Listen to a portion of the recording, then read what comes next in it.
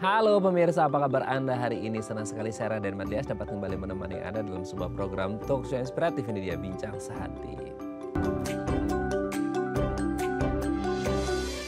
Pemirsa, kalau kita ngomongin seputar kesehatan, salah satu yang paling bisa dilihat secara langsung itu kan yang kelihatan mata gitu ya. Nah, salah satunya adalah organ yang kabarnya menjadi organ terluas di tubuh kita. Ada yang tahu apa? Kulit jawabannya, betul ya. Nah, kalau kita ngomongin kulit ada banyak banget ya permasalahan yang bisa terjadi di kulit. Karena bagaimanapun mereka jadi garda terdepan di tubuh kita gitu ya. Untuk menghalau segala jenis penyakit, kuman, bakteri, virus, dan lain sebagainya. Salah satunya adalah sinar ultraviolet dari matahari yang katanya digadang-gadang menjadi salah satu penyebab gangguan kesehatan kulit kita, yaitu kanker kulit. Waduh, serem banget ya kalau kita ngomongin kanker, apalagi kanker kulit. Nah, sebenarnya apa sih yang menyebabkan kanker kulit? Apakah semata-mata hanya gara-gara sinar matahari yang hampir 365 hari menyinari Indonesia meskipun beberapa hari belakangan ini hujan gitu ya di sekitar Jabodetabek.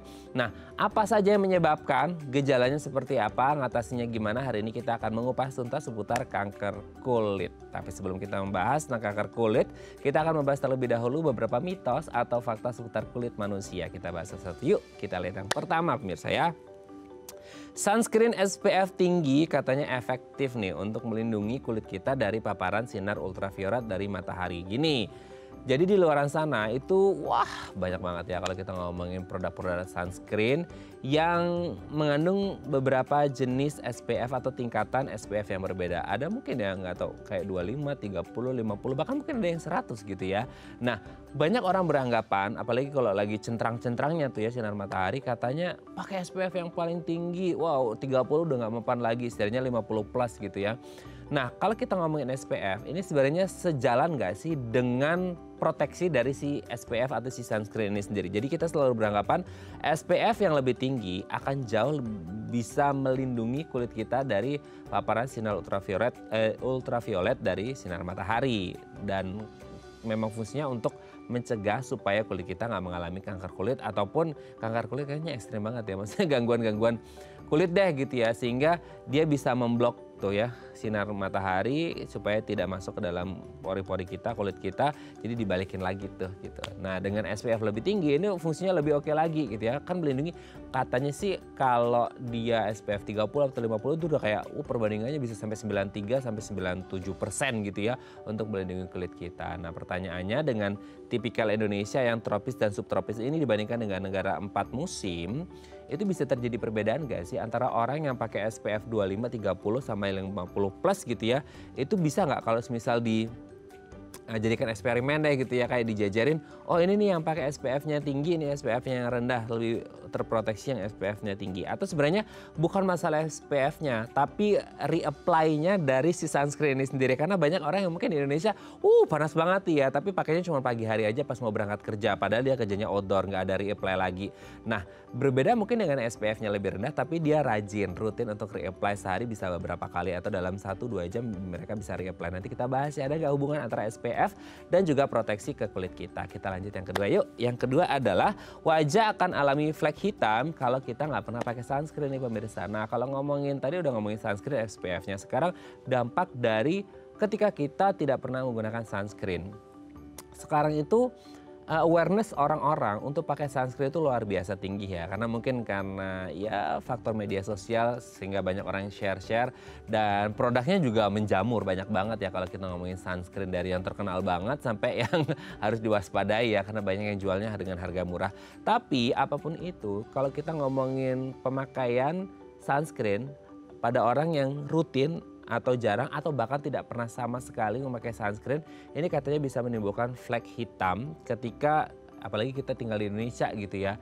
Nah, betul nggak sih kalau orang-orang yang tidak pernah atau mungkin jarang pakai sunscreen itu kan mengalami flek hitam? Kita contohnya gini. Kalau sekarang kan karena kita mungkin ya usia 20, 30, 40 yang masih muda-muda belum mengalami itu. Tapi mungkin kita pernah punya opa, oma atau orang yang tua yang pernah Anda ketemu tuh kayak mukanya kok agak banyak flek hitamnya. Kita langsung kepikiran, oh mungkin karena dulu pemakaian sunscreen itu tidak se-aware sekarang gitu ya.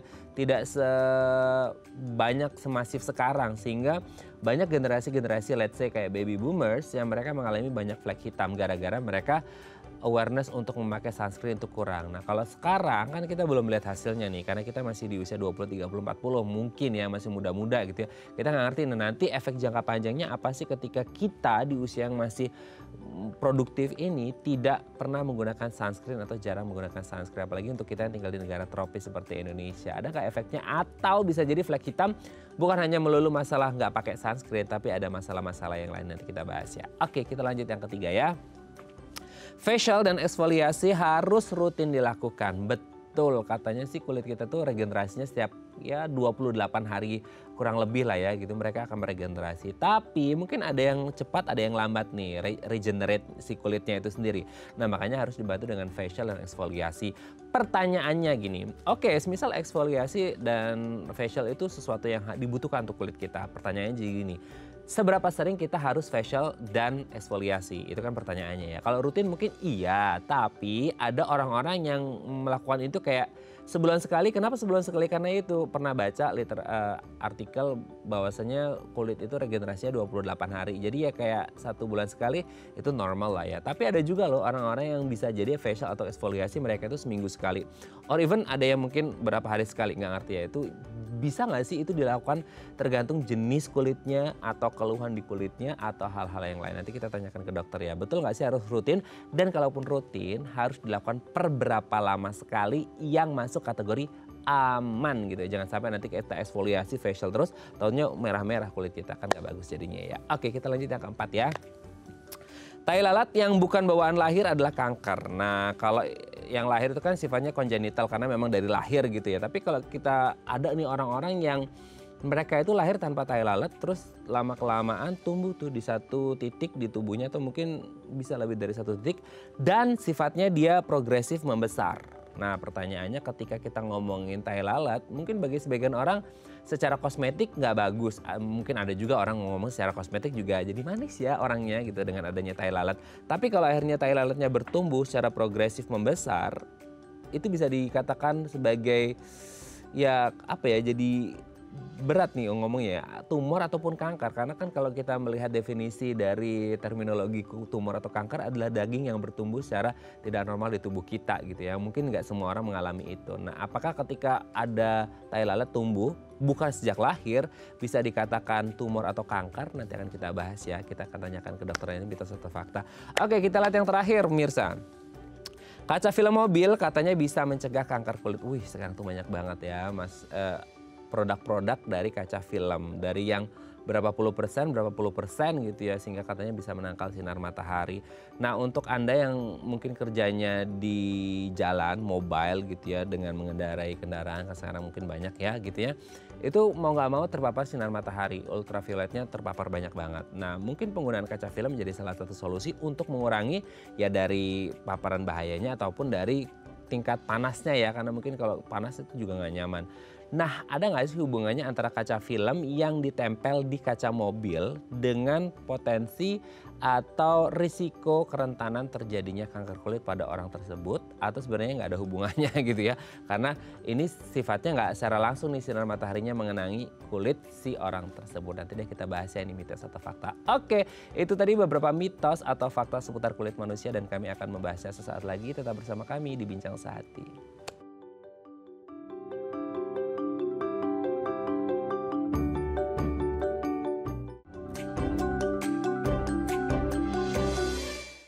Baik, Anda masih bersama kami di Bincang Sehati. Tadi di segmen sebelumnya kita sudah membahas ada beberapa mitos atau fakta seputar kulit manusia. Nah untuk membahasnya telah hadir bersama kami di studio Bincang Sehati ada Dr. Tania Azari, SPDVE, dokter spesialis dermatologi, venereologi, estetika dari Rumah Sakit IMC Cikarang. Selamat pagi Dr. Tania. Selamat pagi Mas Raden. Apa kabar? Baik. Sehat ya? Ya Oke. sehat. Kadang tuh kalau ngomong sama dokter kulit agak insecure gitu. Oke, dok, hari ini kita akan membahas seputar kanker kulit, serem ya. Tapi sebelum bahas itu kita bahas terlebih dahulu mitos fakta seputar kulit manusia. Yang pertama nih, ini kebetulan berapa hari belakangan ini kan ada hujan. Tapi kalau pas panas tuh panasnya segambreng-gambreng tuh kayaknya, itu cahayanya itu benar-benar menusuk ke dalam relung hati gitu ya. Nah, kalau kita ngomongin panas yang sangat panas, terutama di Indonesia, itu kan salah satu yang jadi andalan adalah penggunaan sunscreen. Pertanyaannya gini, sunscreen yang SPF berapa sih yang katanya bisa melindungi atau memproteksi kulit kita lebih maksimal? Ada yang bilang kayak, lebih tinggi lebih bagus. Ada yang bilang nggak perlu lebih tinggi, yang penting reapply-nya. Nah, pertanyaannya, SPF lebih tinggi pasti lebih bagus memproteksi atau enggak? Atau gimana? Oke, jadi gini, kan memang kalau sunscreen itu sebenarnya kita tidak bisa nilai dia semakin tinggi semakin efektif. Jadi ini antara mitos dan fakta sebenarnya ya. Oke, in between ya. Iya, in between. Gimana Jadi tuh? kalau misalnya sunblock atau sunscreen atau sun protection factor atau SPF ini sendiri tingkat perlindungannya tuh berbeda hanya sedikit ya, melindungi dari sinar matahari. Nah, jadi kalau misalnya kan memang ada beberapa jenis sinar ultraviolet. Jadi ada ultraviolet A, B, dan juga C. Betul. Nah, kalau untuk yang B ini sendiri biasanya dia hanya mampu menembus lapisan kulit yang bagian luar, jadi di bagian epidermis. Nah, kalau untuk yang UVA itu biasanya dia sampai menembus lapisan kulit bagian tengah, yaitu di bagian dermis. Nah, SPF ini sendiri biasanya adalah bertujuan untuk melindungi dari sinar UVB. Jadi kalau misalnya yang biasanya memang di pasaran ya itu SPF 15, nah itu dia biasanya mampu untuk melindungi diri dari sinar UVB sebesar 93%. Kemudian semakin tinggi yaitu SPF 50 dia sampai 97%. Kemudian kalau misalnya untuk yang SPF 75, nah itu biasanya 98 sampai 99% melindungi dari sinar UVB. Kemudian ada juga nih SPF 100. Nah, ini paling tinggi ya. Jadi SPF 100 ini sendiri dia tuh mampu melindungi diri dari sinar UVB itu sebesar 99%. Gitu. Oke, jadi sebenarnya yang ditakutkan itu apa sih dok? Maksudnya kayak UVA, UVB-nya atau UVB kah atau gimana? Jadi mungkin orang bisa ngedetect bahwasanya saya harus pakai yang ini, atau sebenarnya ya akan terpapar dua-duanya tergantung jam kita keluar dan kena sinar mataharinya jam berapa. Kan ada siklus waktunya itu jam segini UVA, yang segini UVB gitu kan deh, kalau nggak salah benar. sih. Jadi kalau misalnya UVB ini sendiri biasanya 95% itu yang dia bisa masuk ke bumi. Tapi kalau untuk UVA itu biasanya dia sudah di lapisan ozon dia sudah tidak bisa masuk. Nah, jadi kalau UVB ini biasanya 95% dia masuk ke sini, kemudian kalau 5%-nya itu adalah UVA. Jadi kalau misalnya sering ya lihat di sunscreen ada SPF sekian dengan PA++. Nah, PA ini sendiri adalah protection grade dari UVA. Jadi dia adalah seberapa besar dia proteksinya terhadap UVA. Jadi dia selain SPF-nya untuk UVB, kemudian PA++-nya adalah untuk UVA-nya. Berarti secara tidak langsung tuh SPF berapa aja tetap melindungi kulit kita dong dok? Benar. Jadi memang tadi ya persentasenya juga tingkat perlindungannya tidak jauh berbeda gitu. Jadi sama saja sebenarnya. Oke, jadi tidak boleh ya, maksudnya mengatakan bahwa SPF paling tinggi yang paling proteksi, tetap semuanya bermanfaat gitu ya. Jangan lihat dari digitnya, ini 3 digit nih 100 gitu ya, ini 2 digit 15 sama aja ya. Oke, kita lanjut yang kedua. Nah, ini orang sekarang tuh ya memang pakai sunscreen itu bagus, tapi banyak orang yang jadi kayak nakut-nakutin, kalau nggak pakai sunscreen tuh flek hitam lo tuanya gitu-gitu kan, mau kan kayak gitu. Nah, selama itu kita sering ngelihat, saya terutama itu kayak opa-oma zamannya baby boomers, bahkan sebelum baby boomers itu ada banyak flek hitam gitu ya. Nah, itu karena mungkin awareness orang pada zaman itu belum tahu sunscreen dan belum ada sunscreen mungkin ya, atau gimana nggak ngerti. Nah, tapi terlepas itu kalau orang nggak pakai sunscreen bisa nggak sih terjadi flek hitam dalam jangka waktu yang lama, long termnya gitu dong? Memang zaman sekarang kan beda ya sama zaman dulu. Jadi orang zaman dulu biasanya jarang juga tuh pakai sunscreen. Nah, kalau zaman sekarang kan memang usia 2 tahun aja harus sebenarnya sudah mulai pakai sunscreen ya. Jadi dari anak-anak sebaiknya sudah mulai pakai sunscreen. Nah, kalau misalnya tadi Mas Raden bilang kan ya itu mitos atau fakta sih kalau misalnya sunscreen itu sendiri kalau kita nggak pernah pakai bisa menyebabkan flek hitam. Nah, itu sebenarnya fakta ya. Jadi jadi memang kalau flek hitam itu sendiri biasanya kami bilang penyakitnya adalah melasma. Jadi melasma ini sendiri dia penyebabnya ada multifaktorial. Jadi selain dia ada karena genetik, kemudian ada juga hormonal, biasanya ibu-ibu yang pakai KB ya. Nah, itu. Nah, yang terakhir adalah faktornya ini dari sinar paparan matahari. Gitu. Ya, jadi kalau nggak mau punya flek hitam, Anda harus menggunakan sunscreen ya. Udah dikasih tahu sama dokter Tania nih, kalau nggak masih ngeyel juga ya udahlah gitu ya. Oke dok, kita lanjut yang ketiga ya. Nah, ini juga nih, soalnya masalah kulit ini kan banyak orang yang concern selain masalah kesehatan juga masalah kosmetik ya gitu. Adalah facial dan eksfoliasi. Itu katanya rutin harus dilakukan. ini kalaupun fakta, seberapa sering itu menjadi pertanyaannya? Ini mitos atau fakta? Oke, jadi sebenarnya facial dan eksfoliasi ini sendiri dia harus rutin dilakukan. Jadi itu fakta. Fakta. Ya, oke. Jadi itu merupakan sebuah fakta. Nah, facial ini sendiri kan dia tujuannya untuk mengangkat sel-sel mati ya. Jadi biasanya untuk kotoran. Biasanya kalau facial itu sekaligus untuk ekstraksi komedo. Jadi komedonya juga dihilangkan.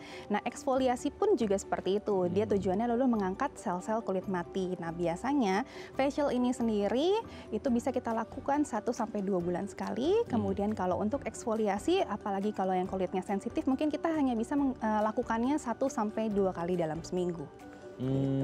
Oke. Berarti tergantung jenis kulit dong, Benar, Dok? jadi kembali lagi dia harus sesuai dengan jenis kulit. Yang paling harus sering eksfoliasi itu yang jenis kulit apa biasanya? Biasanya sih yang oily. Jadi kalau misalnya oily itu kita bisa melakukan 3 kali seminggu ya. Jadi kan kalau misalnya untuk yang kulitnya kering, semakin kita eksfoliasi nanti kulitnya jadi semakin kering. Tentunya jadi iritasi. Untuk facial dan eksfoliasi itu bisa dilakukan secara mandiri nggak sih, Dok? Atau daripada ribet ke klinik aja lah, takutnya salah nih gitu. Oke, kalau facial sih sebenarnya tidak bisa dilakukan mandiri. Nah, kalau eksfoliasi baru bisa dilakukan secara mandiri. Jadi kalau eksfoliasi biasanya kita akan memilih seperti face wash-nya, sabun cuci mukanya ada yang mengandung scrub-nya. Nah, jadi ada butiran-butirannya. Itu bisa mengangkat sel-sel kulit yang mati. Tapi ingat juga tidak boleh terlalu sering. Nah, itu dia ya, tidak boleh terlalu sering. Mentang-mentang aku pengen glowing kayak Dokter Tania, sering-sering nggak juga ya. Harus sesuaikan jenis kulitnya juga ya. Oke, kita lanjut yang keempat. Nah, ini dia, tai lalat yang bukan bawaan lahir itu menuju ke kanker atau tumor ganas gitu ya. Nah, karena kan kalau orang yang nggak ngerti sih, ada standar orang itu kan beda-beda antara yang kelihatan manis sama nggak manis itu ada tai lalat atau enggaknya. Tapi di luar itu, kalau kita ngomongin masalah kesehatan, tai lalat yang tidak terjadi sejak lahir, tiba-tiba dia tumbuh di usia anak-anak, remaja atau dewasa, itu bisa dikatakan kanker nggak sih, Dok? Atau gimana? Oke, jadi kalau tai lalat yang munculnya ternyata setelah dewasa ya, bukan dari anak kecil, itu belum tentu kita bisa bilang itu sebuah kanker. Jadi itu adalah sebuah mitos. Nah, kalau misalnya kita mau bedain tai lalat dengan yang memang kanker kulit, itu tentunya juga harus ada pemeriksaan yang lebih lanjut. Nah, jadi tentunya seperti tai lalat atau benjolannya ada yang berubah warna, berubah ukuran, kemudian secara cepat.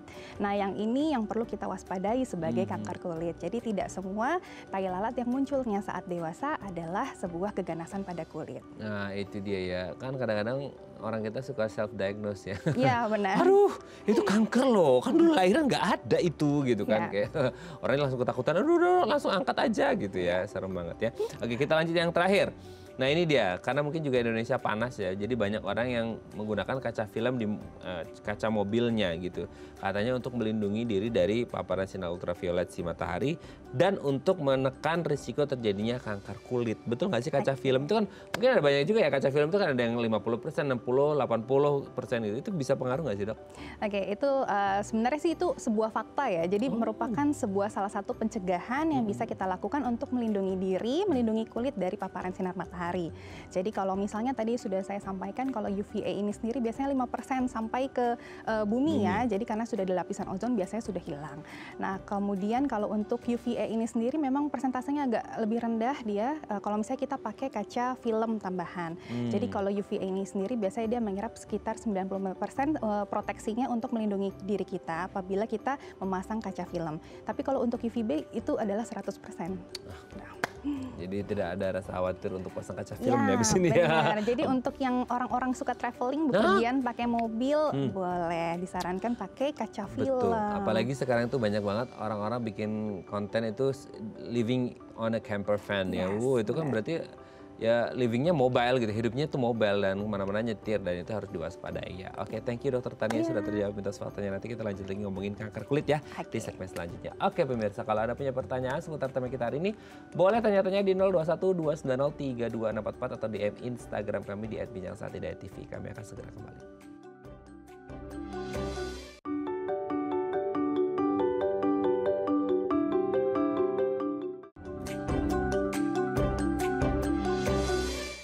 Baik, Anda masih bersama kami di Bincang Saatnya. Kita masih membahas sama kita hari ini seputar kanker kulit. Kalau Anda punya pertanyaan seputar tema kita hari ini, boleh tanya-tanya di 0212903244 atau DM Instagram kami di @bincangsaatnya.tv. Kita masih bersama dengan Dr. Tania Azhari, SPDVE, dokter spesialis dermatologi, venerologi, estetika dari Rumah Sakit IMC Cikarang. Oke dok, kita lanjut lagi. Ini sebenarnya seremnya kalau ngomongin kanker ya, apalagi kulit yang menjadi katanya organ paling luas tubuh kita gitu, yang melindungi, yang menjadi garda terdepan dari segala macam jenis bibit-bibit penyakit gitu ya.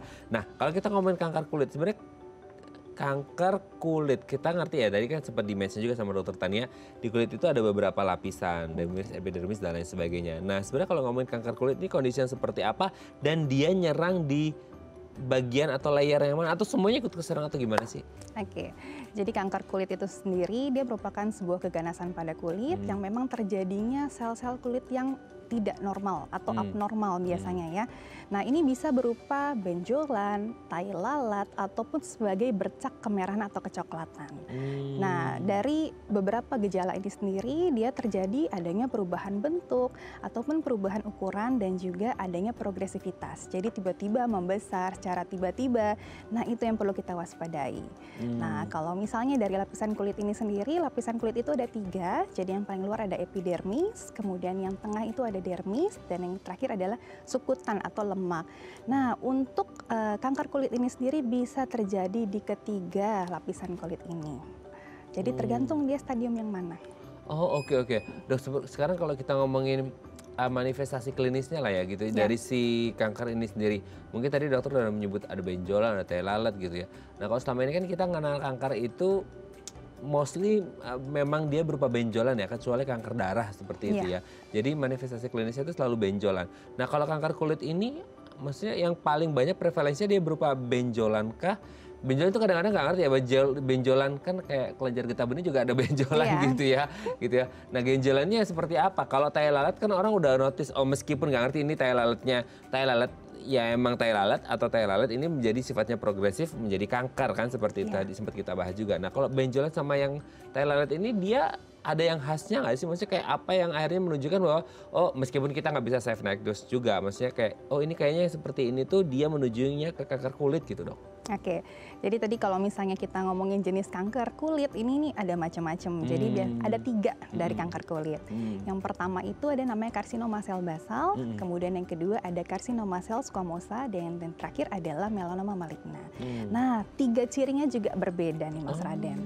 Jadi yang pertama tuh tadi kita bahas karsinoma sel basal ya. Jadi biasanya itu pasien itu datang dengan keluhan adanya benjolan atau enggak bercak kemerahan atau kehitaman. Nah bercaknya ini sendiri biasanya kadang dia permukaannya licin gitu. Itu kalau karsinoma sel basal.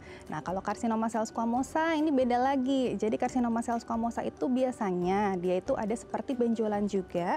Nah tampak kadang ada yang bersisik dan berkerak gitu. Jadi sampai ada sisiknya nih. Nah kayak gitu nggak sih dok? Nggak ngerti ya ini jadi malu ngomongnya. Kayak kapalan gitu beda ya? Beda sih, tapi ada sisiknya gitu. Jadi ada kulit-kulit yang mengelupasnya di ujungnya. Nah, si karsinoma sel squamosa ini biasanya itu bisa muncul dari berbagai cara ya. Jadi dia ada yang dari luka yang memang infeksi, kemudian ada luka bakar. Jadi biasanya ada pasien yang dia mengeluhkan lukanya kok tiba-tiba ada ulcerasi ya. Jadi ada seperti ulkus, ada nanahnya dan tidak sembuh gitu. Nah itu perlu kita sudah mulai curigai. Jadi selain berkerak, bersisik, juga dia adanya ulcerasi dan luka yang memang sulit sembuh. Itu kalau karsinoma sel squamosa. Nah, kalau yang terakhir ini dia ada namanya melanoma maligna. Biasanya itu orang-orang datang dengan keluhan yang memang tai lalat. Nah, jadi tai lalat atau benjolan yang memang ini kita dia pasiennya ini datang dengan kok ini tiba-tiba berubah ya dok ukurannya atau berubah bentuknya. Nah, kalau dari melanoma maligna baru kita harus mulai pemeriksaan seperti ada 5 nih caranya. Jadi kita namanya ABCDE. Nah, ya. Jadi kalau melanoma maligna itu yang pertama kita lihat adalah asimetri atau tidak. Nah, jadi biasanya kan dia simetris ya kalau tai lalat, tapi kalau pada melanoma maligna dia asimetri. Oh, baru enggak ya? Maksudnya ternyata Thailand itu simetris ya? Benar, biasanya simetris. Oh gitu, Ya. oke. Kemudian yang kedua adalah border. Kita harus lihat batasnya. Apakah dia tegas atau memang seperti ada bentukan seperti bergelombang gitu, tidak rata ya. Nah, yang ketiga baru kita lihat. Jadi A, B, C. C-nya itu adalah color. Jadi kalau color kita mulai lihat nih, kok warnanya ini gini ya dok, ada seperti bercak kehitaman atau kecoklatan, tapi ada juga nih bercak coklat muda, coklat tua, ada abu-abu, ada birunya. Wah, ini nih kita perlu waspadai. Gitu. Jadi ada berbagai macam warna di tai lalatnya. Baru tahu ya, ternyata ada beragam-beragam, cuma hitam aja gitu ya. Iya, Ternyata benar. oh, ada beragam. Kalau beragam itu sih juga orang juga jadi inilah ya, kayak curiga apa ini, Iya. biasanya kan kalau tai lalat tuh hitam ya gitu ya. Benar. Oke. Nah, kalau D-nya itu adalah diameter. Jadi kalau diameter biasanya dia lebih dari 0,5 mm. Jadi setengah senti dia sudah besar. Kemudian kalau yang E itu adalah evolusi. Jadi dia ada progresivitas atau memang yang tadi keluhan-keluhan itu dia munculnya secara tiba-tiba atau memang dia bertahap ya, tapi tiba-tiba membesar atau adanya perubahan warna dan ukuran. Oke, berarti harus lihat 5 itu ya. Iya, benar. Asimetri, border, color, diameter, sama evolusi. Benar. Wah, oke. Ternyata sekomplikated itu ya Iya, kalau ngomongin benar, Thailand Mas aja Raden. gitu Iya. ya dok ya. Oke, tapi kalau ngelihat prevalensi yang paling banyak terjadi di Indonesia yang mana sih dok? Kalau Indonesia sih yang pertama tentunya adalah yang paling umum terjadinya kanker kulit. Yang pertama itu karsinoma sel basal. Itu nomor 1. Kemudian yang kedua adalah yang paling umum karsinoma sel squamosa. Dan yang ketiga adalah baru melanoma maligna. Oh, si tai lalat itu iya, ya? si tai lalat itu. Nah, kalau di Indonesia sendiri dari 3 jenis itu, dan yang pertama prevalensinya biasanya dia kenapa sih, maksudnya penyebab terbesarnya itu karena apa? Karena kan selama ini kita selalu menyalahkan sinar matahari. Iya. Gitu ya. Nah, itu kenapa sih dok? Maksudnya yang paling terbesar biasanya apa gitu? Oke, jadi ini ada berbagai faktor ya yang memang terjadinya si kanker kulit atau keganasan pada kulit. Kalau yang pertama nih kita lihat dari faktor internalnya dulu. Jadi ada faktor internal dan juga ada faktor eksternal. Nah, faktor internal itu adalah salah satunya adalah genetik. Jadi memang ada beberapa orang yang dia terdapat mutasi genetik. Nah, pada karsinoma sel basal dia ada namanya genetik PTCH1. Nah, jadi kalau dia sudah terjadi mutasi gen itu, kemungkinan besar dia akan meningkatkan resiko terjadinya keganasan pada kulit. Kemudian yang kedua biasanya ada riwayat atau history pada keluarga, misalnya kakeknya dulu mengalami kanker kulit. Nah, itu kemungkinan besar juga memang ada turunannya ya ibaratnya gitu. Jadi selain tadi ada genetik, kemudian dia ada riwayat keluarga, kemudian yang internal yang lainnya adalah biasanya karena pada kulit-kulit putih, jadi kulit tipe 1. Oh, justru kulit-kulit putih ya? Benar. Ih, banyak banget tuh yang pengen punya kulit putih. Nah, itu dia. Justru itu kulit putih atau kulit tipe 1 kami bilangnya itu kan karena melaninnya tuh rendah. Jadi dia cenderung bisa meningkatkan resiko terjadinya keganasan pada kulit. Jadi beruntung buat Anda yang punya tan skin. Iya. Karena lebih ya, kita bukan ngomongin jumlahnya orang, lebih tidak berisiko dibandingkan dengan yang kulit putih. Iya. Makanya syukuri apa yang ada. Nah, baru Oke. faktor eksternalnya tadi yang disebutin sama Mas Raden. Bener nggak sih dok matahari? Bener. Jadi salah satunya adalah paparan sinar matahari yang berlebihan. Kemudian yang kedua baru nih orang-orang yang suka tanning ya, itu tuh Mas Raden. Jadi harus diwaspadai ya. Nah, Gitu. itu. Jadi intinya sinar matahari dan tanning. Nah. Kayak bule ya. Iya.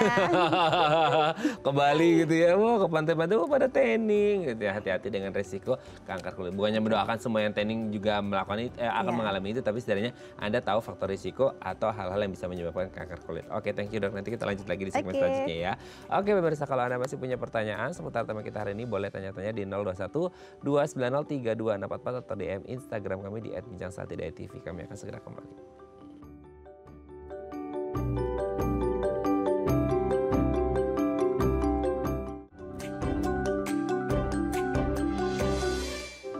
Baik, Anda masih bersama kami di Bincang Sehati. Kita masih membahas tema kita hari ini seputar kanker kulit. Kalau Anda punya pertanyaan seputar tema kita hari ini, boleh tanya-tanya di 021 290 3244 atau DM Instagram kami di @bincangsahat.tv. Kita masih bersama dengan Dr. Tania Azari, SPDVE, dokter spesialis dermatologi, venerologi, estetika dari Rumah Sakit IMC Cikarang. Oke, Dr. Tania, sebelum kita lanjut, ini ada penelpon, kita sapa terlebih dahulu ya. Oke. Halo, selamat pagi. Dengan siapa di mana? pagi, Mas Raden. Saya Fauzan, Basior, Papua. Pak Fauzan, apa kabarnya? Sehat, Pak? Baik, sehat. Aduh. Maaf, jangan bosan ya. Enggak dong, udah Pak Fauzan ya. Selalu semangat nih kalau dengar suaranya Pak Fauzan. Pak Fauzan hari ini mau tanya apa nih ke Dokter Tania? Tentang maintenance muka. Silakan. Pobong ada halinya. Saya tanya, Dok. Iya. Selamat pagi. Selamat Terima pagi. kasih banyak. Dok, saya ini kan sudah umur 73. Baik, Pak. Tapi saya di Papua itu panas sekali. Panas sekali. Kadang-kadang sampai 32, 33. Terus saya pakai SPF 100. Di samping itu mungkin bisa 3 kali dalam sehari. Karena saya di kantor juga di luar, panas betul memang.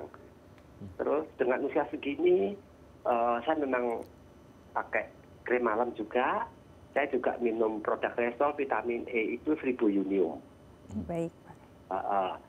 Terus apa yang harus saya lakukan lain ya supaya kulit saya tetap ya namanya hidup sendiri ya, tetap kelihatan bagus. Tapi kalau untuk facial ini memang di sini tidak ada. Kalau kecantikan, Baik, Pak. saya hanya pakai scrub sedikit sama asisten, duduk manis gitu aja. Terus ya itu harus bagaimana dok? Iya, maaf Bapak, untuk aktivitasnya di luar Pak, kerjanya di luar ruangan? Tidak, saya di kantor. Di kantor, baik Pak. Di birokrat, ya di birokrat juga sebagai konsultan ekonomi. Kadang-kadang kalau kunjungan kerja ke daerah saya pakai heli. Baik Pak. Terus kecepatan Seru nih ya Seru kayaknya. ya. Iya. Saya Oke. pakai heli. Terus dengan keadaan yang sangat minim sekali, tapi saya tetap bertahan. Makanya kulit masih kelihatan bagus sih menurut teman. Kalau saya pulang ke Surakarta. Saya bilang, Oh, "Mas, kamunya di Surakarta. Iya. Oke, Iya. Dokter Tania sudah jelas? Iya, Ada tanya lagi? Sudah jelas ya? jelas. Oke, baik. Terima Sekali kasih lagi. Pak Fauzan. Sekali lagi, Sehat terima selalu. kasih banyak. Iya. Jangan bosan kah sama Iya. saya. Iya.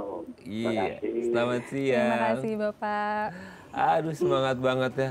Ini kayaknya awareness Pak Fauzan bagus banget ya soal kulit ya. Dia pakai scrub ya. Pak Fauzan, wah perawatan minum vitamin kulit juga gitu ya. Benar. Kayaknya Dokter Tania harus ke sana, katanya nggak ada yang buka di sana buat facial. Nggak ada klinik katanya Nggak untuk ada facial klinik ya untuk facial ya. benar. Padahal kalau ada harusnya Pak Fauzan nih pasien pertamanya Dokter Tania kalau buka cabang di sana ya. Gimana Benar. tuh Dok?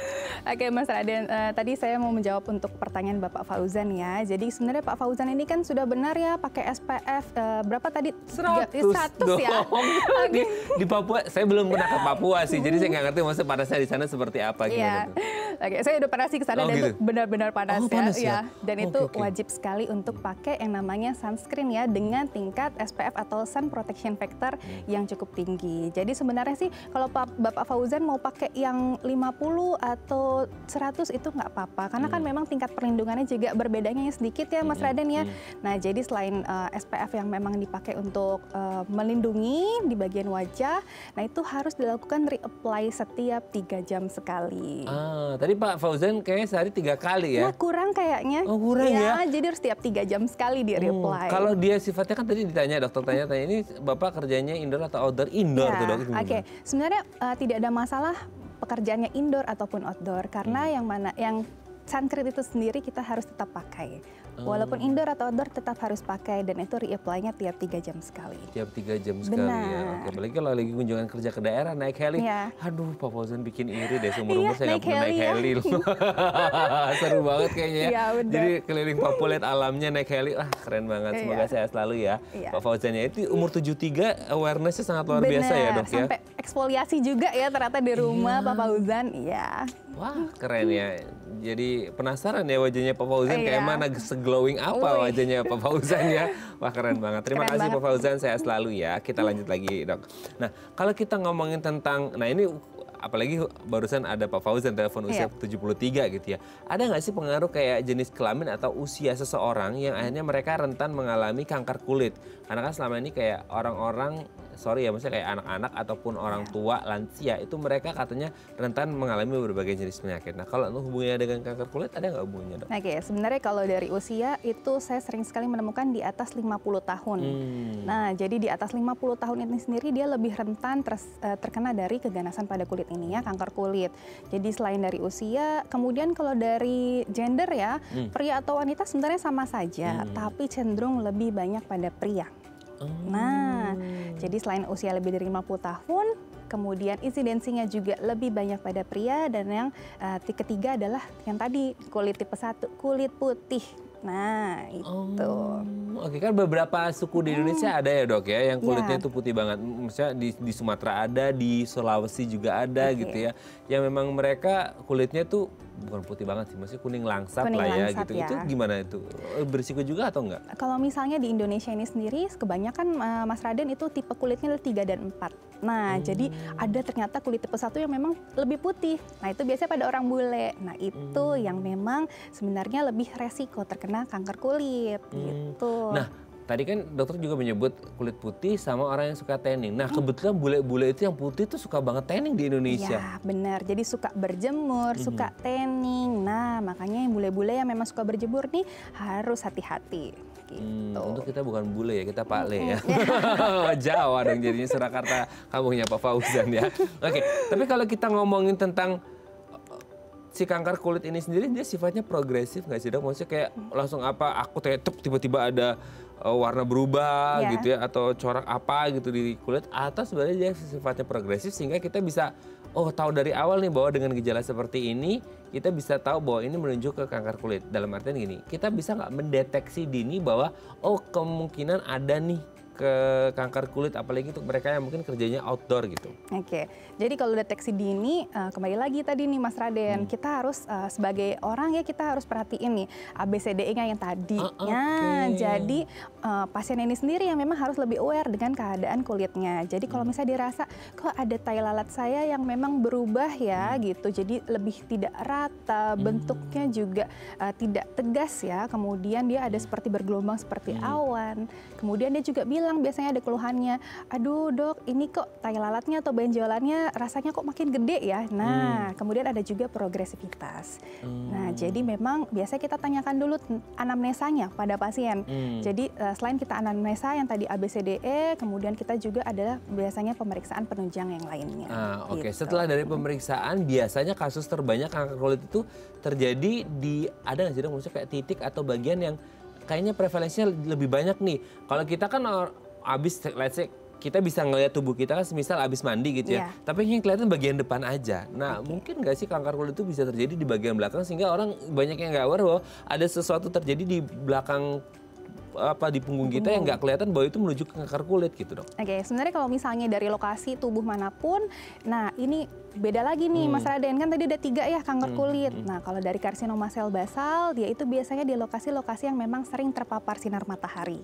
Jadi kalau di wajah, di pipi, di hidung, di telinga, di leher, bisa juga di tangan sama kaki, karena kan memang terpapar matahari terus ya. Nah, itu kalau karsinoma sel basal, jadi pada daerah yang terpajan sinar matahari. Kalau karsinoma sel squamosa, biasanya dia cenderung di daerah tertutup, di punggung, batang tubuh. Jadi kadang kita juga nggak ngeh ya, kok ada Dua-duanya lagi, Dok, yang terbuka dan tertutup. Iya, jadi ada yang terbuka, tertutup. Nah, kalau melanoma maligna nih yang paling ganas, itu bisa di mana aja. Dok, kirain ada satu penyelamat, ternyata yang terbuka, tertutup, dan di mana saja. Ada aja semua ya, Dok ya. Oke, Dok, sebelum lanjut ini ada penelpon lagi. Hari ini banyak yang mau ngobrol sama Dokter Tania ya. Halo, selamat pagi, dengan siapa, di mana? Mas Raden, aku Hana Jakarta ya. Ibu Hana di Jakarta, silakan. Mau tanya apa ke Dokter Tania? Tolong dengan ke Dokter Tania ya. Dok, ada beberapa pertanyaan ya, Dok. Yang pertama, itu kalau zaman dahulu kan tai lalat besar, kemudian berjendul dan berbulu. Apakah itu seberapa bahayanya, Dokter? Apakah itu perlu dibuang atau nunggu ada masalah atau bagaimana? Mungkin itu spesifik ya pertanyaannya. Baik, yang kedua, Dok, seberapa buruk CA kanker kulit bisa menyebabkan kematian? Dan yang terakhir, Dokter, apakah orang dengan penyakit autoimun psoriasis atau vitiligo atau yang lain-lain lebih rentan terjadinya kanker kulit? 3 pertanyaan dokter. Oke, sudah jelas dong. Sudah. Semangat banget Bu Hana ya. Terima kasih Bu Hana. Terima kasih Bu Hana. Oke ya. Ini sangat luar biasa, pertanyaannya bagus-bagus banget, tapi kita jawabnya nanti setelah break ya dok ya, karena kita harus break terlebih dahulu. Oke pemirsa, kami akan kembali saat lagi, tetap bersama kami di Bincang Sehati.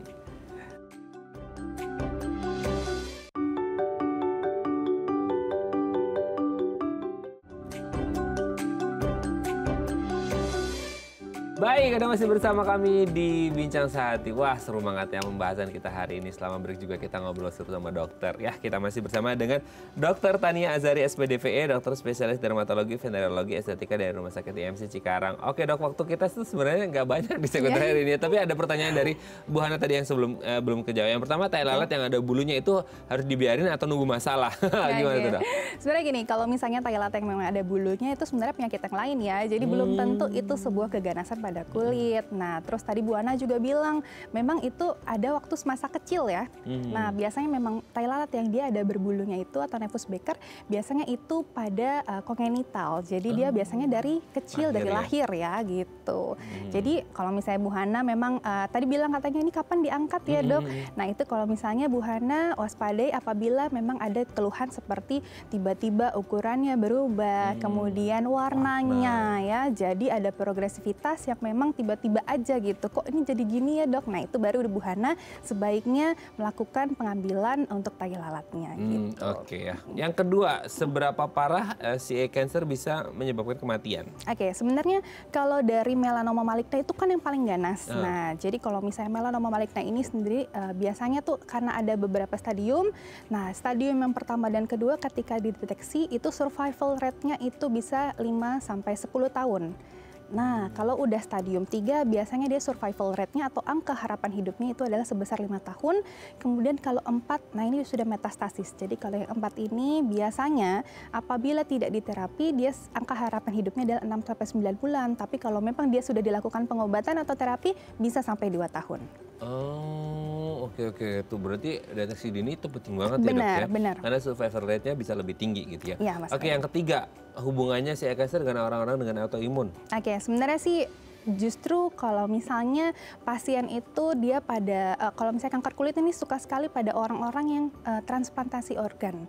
Nah, jadi kalau pada pasien-pasien dengan yang memang daya tahan tubuhnya lemah seperti sudah melakukan transplantasi organ, justru itu yang lebih sering terkena pada penyakit kanker kulit gitu. Oke ya, semoga ini bisa menjawab pertanyaan Bu Hana yang ada di Jakarta.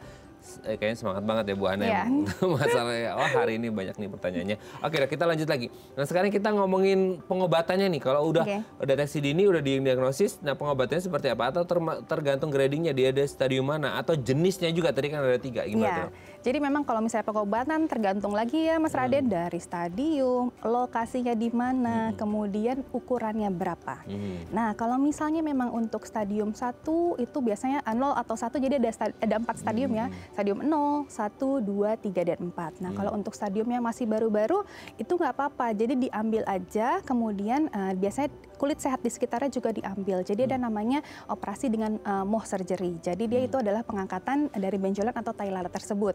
Nah, tapi kalau misalnya dia memang sudah stadiumnya lebih lanjut, kemudian itu biasanya di stadium 3 ya, itu biasanya kita sudah mulai harus memikirkan apakah ini memang sudah ada pembesaran ke kelenjar getah bening lainnya. Nah, kalau di stadium keempat itu kan sudah metastasis ya Mas Raden. Jadi kalau metastasis tentunya saya juga harus bekerja sama dengan dokter-dokter onkologi. Karena biasanya pasien dengan metastasis ini metastasisnya biasanya sampai ke paru-paru, ke hati, kemudian ke otak juga. Nah, jadi harus dilakukan seperti radioterapi ataupun kemoterapi. Gitu. Oh, nyebar ya dia berarti. Nyebar. Jadi kalau udah stadium akhir yang tadi ya yang angka harapan hidupnya yang semakin rendah atau semakin kecil itu biasanya karena memang sudah ada penyebaran ke organ tubuh lainnya. Oh, oke. Tapi sebenarnya kalau kita ngomongin deteksi dini awal tadi sebelum kita ngomongin pengobatan biasanya ada nggak sih dok, maksudnya kayak dokter ketemu pasien yang udah tertentu udah pasiennya udah stadiumnya lanjut gitu? Iya. Biasanya sih ketemunya stadium 2 atau stadium 3 gitu. Itu yang seringnya sih. Kalau stadium 2-3 masih bisa ketolong dok ya? Ya insya Allah masih insya Allah masih bisa ya. Nah pertanyaannya langsung gini nih, orang yang sudah datang dengan deteksi dini terus ketahuan, pernah ada tindakan gitu ya? Ya. entah stadium awal atau stadium lanjut, tindakan selesai nih, kemungkinan bisa terjadi lagi nggak sih ke depannya? Kemungkinan masih bisa. Jadi biasa karena faktor risiko yang sama atau berbeda atau gimana? Karena kalau genetik kan agak susah ya dok ya? Iya benar, karena kan tadi ada beberapa faktor ya Mas Raden yang dipengaruhi. Jadi dia untuk kanker kulit ini sendiri jadi selain genetik, kemudian juga ada karena daya tahan tubuhnya, imunnya ya, kembali lagi ke imunitasnya si pasien ini sendiri. Jadi apabila memang sudah diangkat bisa saja kemungkinan ada tumbuh kembali di lokasi manapun. Di lokasi manapun jadi dia agak random ya dok ya? Iya, jadi tergantung memang masing-masing ke orangnya. Tapi kalau untuk genetik sendiri gimana dok? Maksudnya itu bisa di cut off gak sih? Atau aduh susah banget dong ya? Iya, yang namanya genetik itu memang sudah dari lahir seperti itu ya. Jadi kalau misalnya memang kita gaya hidupnya sehat juga tentunya mutasi itu tidak akan terjadi. Oke. Tapi kalau kita ngomongin, ada nggak sih dok selama ini tuh yang dia benar-benar stadium akhir gitu ya, udah kayak 4 deh mungkin gitu ya, ada tindakan, enggak, maksudnya dari pasien dokter atau mungkin dapat dengar dari rekan sejawat gitu ya, bahwa oh dia ada di stadium akhir, terus tindakan, operasi dan lain sebagainya, bahkan lintas disiplin ilmu spesialis gitu ya. Benar. Terus kemudian sampai detik ini nggak ada masalah lagi tuh gitu? Kalau misalnya kembali lagi sih, kalau dari literatur dan memang pasien-pasien teman sejawat saya, itu kalau sudah stadium akhir memang angka harapan hidupnya itu ya kalau di terapi jadi 2 tahun. Gitu. Kebanyakan sih itu di terapi. Kalau nggak di terapi tadi ya 6 sampai 9 bulan. Aduh, serem banget ya. Serem nih kalau ngomongin masalah mortality rate-nya lumayan tinggi seperti itu ya. Nah, kalaupun ada yang udah stadium lanjut banget nih dok ya, gitu stadium 4, itu diimbangi dengan modifikasi gaya hidup gimana? Oke, sebenarnya bisa nggak nih survival rate-nya bisa nambah lagi gitu maksudnya? Oke, misalnya dia udah kena nih, ternyata gaya hidupnya juga diperbaiki ya sama pasiennya, ya mungkin akan memperlama sih, tapi biasanya hanya sedikit saja, jadi tidak terlalu jauh perbandingannya dari literatur-literatur yang memang ada. Oke, nah mungkin bisa mencegah itu dengan ya sebelum terjadi, bukan sebelum ya, semoga tidak terjadi. Kita punya gaya hidup yang lebih baik kalau kita tinggal di Indonesia. Salah satunya ada menggunakan sunscreen dan rutin ke dokter kulit untuk memeriksakan kondisi kulitnya seperti apa. Terima kasih Dokter Tania. Hari ini kita mendapatkan jawaban yang sangat penting untuk kebutuhan kesehatan dan kosmetik gitu ya. Karena bagaimanapun kulit menjadi garda terdepan di tubuh kita. Terima kasih dok, sehat terus. Salam untuk keluarga di rumah dan teman-teman di IMC Cikarang. Selamat pagi dok. Iya, selamat pagi. Oke pemirsa, itu tadi perbincangan kita dengan Dokter Tania. Semoga bermanfaat ya. Dan jangan lupa untuk terus menyaksikan konten-konten inspiratif kami di platform The Eye Plus. Saya Raden Madlias pamit, sampai jumpa. Dan selamat kembali beraktivitas di hari Senin yang lumayan panas ini di sekitar Jabodetabek. Jangan lupa pakai sunscreen ya. Sampai jumpa.